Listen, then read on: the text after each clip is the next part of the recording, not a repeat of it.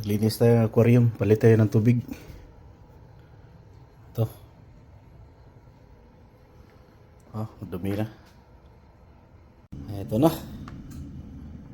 Lagyan ko na sa tubig. Pinaano ko na kasi para ma-reach nila yung temperature sa aquarium. Binabad ko sila dyan. Safety sila, yung di sila manibago sa temperature. So lagyan natin ito.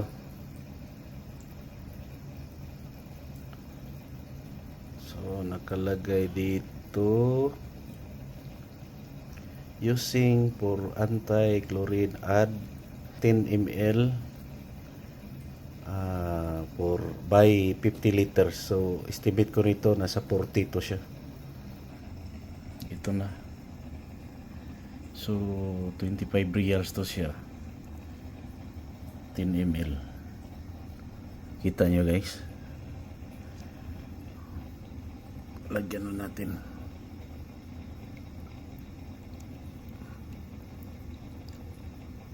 Ayan, kahit sobra okay lang yan. Nasa gitna siya.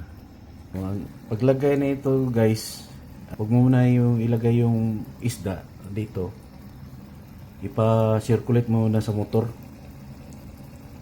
So 10 ml yan siya. Yan o. So pagpalagay natin, mag-circulate siya hanggang 10 minutes. Okay na yan. At least yung chlorine niya mahalo na yun sa sa ma-dissolve na sa solusyon natin sa anti-chlorine. So mamaya pakita ko sa inyo. So pwede ko na sila pakawalan.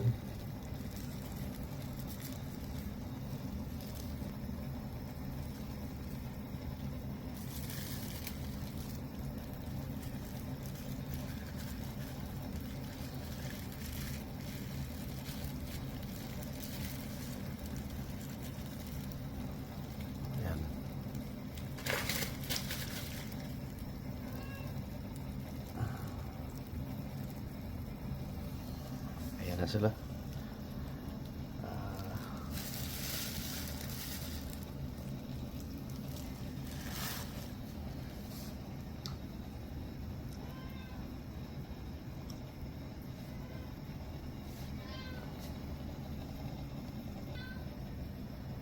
Ayan.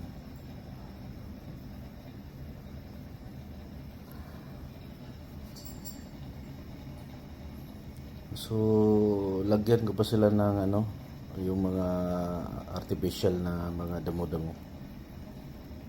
Andun pa. Babad ko muna kasi madumi. Alright guys, thank you.